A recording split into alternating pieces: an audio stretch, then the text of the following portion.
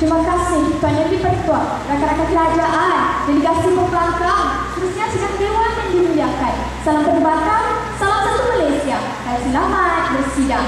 Pada hari yang mulia ini, pihak kerajaan akan menggagaskan satu usul untuk kita perdebatkan dalam dewan yang mulia ini, iaitu aktiviti kurikulum wajar diiktiraf sebagai syarat kemasukan ke Institusi Pengajian Tinggi IPT.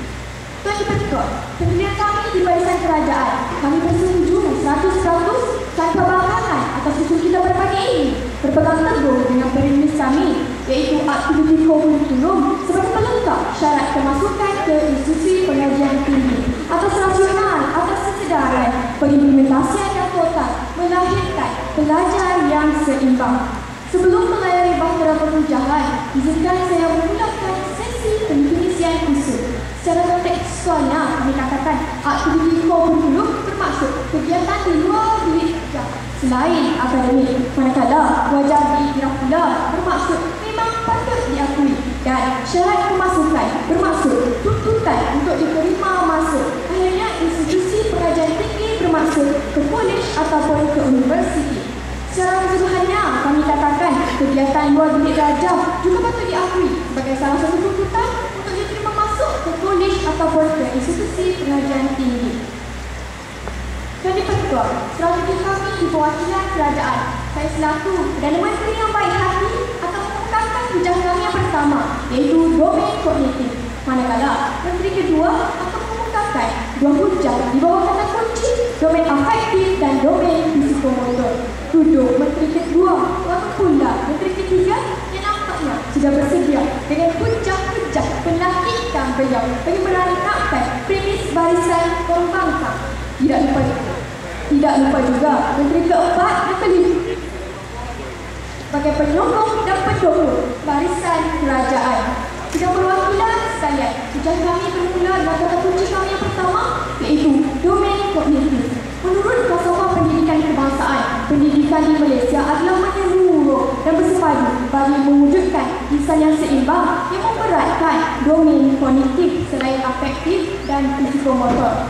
Selaras dengan Falsafah Pendidikan Kebangsaan, aktiviti kurikulum menegaskan keperluan domain kognitif supaya insan yang dinamis dan progresif dapat dilahirkan. Hal ini dapat memastikan pelajar-pelajar yang terpilih untuk masuk ke institusi pengajian tinggi benar-benar layak dan memiliki ciri-ciri towering personality dengan izin Tuan Yang Di-Pertua, kerana mereka telah memiliki asas-asas yang kukuh sejak melibatkan diri sejak di bangku sekolah rendah dan sekolah menengah. Malah, Kementerian Pelajaran Malaysia menguraikan kenyataan bahawa kegiatan kurikulum merupakan sebahagian daripada proses pendidikan dan pelajaran PNP seperti yang termaktub dalam Peraturan-Peraturan Pendidikan Kurikulum Kebangsaan 1997. Kami katakan aktiviti kurikulum mempunyai kepentingan yang setara kerana menjadi penyumbang dan pelengkap pendidikan dan pembelajaran dalam pembentukan modal insan secara holistik yang meliputi aspek kognitif. Terima kasih Umar. Yang Muhammad, masalahnya sekarang aktiviti kurikulum ini sudah lama diimplementasikan. Namun apa yang kita lihat pada hari ini, masalah sosial dalam kalangan pelajar semakin meningkat. Penjelasan. Terima kasih Yang Berhormat. Adakah itu salah di kurikulum? Kami katakan tidak, Yang Berhormat. Kerana Yang Berhormat, melalui aktiviti kurikulum telah diletakkan cara-cara dan penghayatan supaya para pelajar dapat meningkatkan diri beliau. Apabila masalah sosial berlaku, bermakna aktiviti kurikulum tidak berjaya. Silakan Yang Berhormat. Jika ada aktiviti, jika terdapat masalah sosial, jadi disebabkan itulah pihak kerajaan mahu menjadikan aktiviti kurikulum sebagai syarat kemasukan, kerana kami mahu pelajar yang benar-benar layak, yang tidak mempunyai masalah sosial diterima masuk ke institusi pengajian tinggi. Jelas, saya Yang Berhormat. Kami juga mahu memastikan pelajar-pelajar yang diterima masuk ke institusi pengajian tinggi mempunyai kualiti yang tinggi, bukannya kuantiti yang banyak, kerana kami tidak mahu memartabatkan sebuah aktiviti berdasarkan kualiti yang banyak, tetapi tiada kami kukuhkan dengan bukti kami protokol utusan Datuk Seri Syamudin bin Husin berkata, apabila kita melibatkan diri dalam aktiviti kurikulum, pelajar dapat membina kognitif yang sihat, mewujudkan sifat kepimpinan dan sifat kemanusiaan yang murni. Contohnya, aktiviti bersatuan dapat mendidik pelajar menguruskan mesyuarat, menggerakkan sesebuah aktiviti. Lantas, ini bencana pemikiran yang matang, sifat indah yang kita perlukan di IPT kerana kita memerlukan individu-individu yang mampu menaikkan nama IPT. Menurut Utusan Malaysia 20 April 2007, Pensyarah Universiti Putra Malaysia Dr. Hafizi Muhammad Noor menyatakan tanggungjawab mahasiswa bukan sekadar memenuhi aspirasi akademik semata-mata, malah kita mempunyai visi dan misi pendidikan ke arah melahirkan pelajar yang seimbang. Beliau juga berpendapat pelajar yang melibatkan diri dalam aktiviti kurikulum akademiknya lebih baik kerana mereka belajar menguruskan persatuan dan menerajui struktur kepimpinan dengan bijak dengan menolak alasan takut pelajaran terabaikan. Kami kukuhkan dengan bukti kami kerana kami akui bukan semua pelajar dilahirkan genius. Oleh itu, aktiviti kurikulum wajar diiktiraf sebagai syarat masukkan ke institusi pengajian tinggi kerana kami mahu pelajar-pelajar yang tercicir juga mendapat peluang untuk menonjolkan bakat, mengembangkan minat dan mencukir potensi yang terpendam.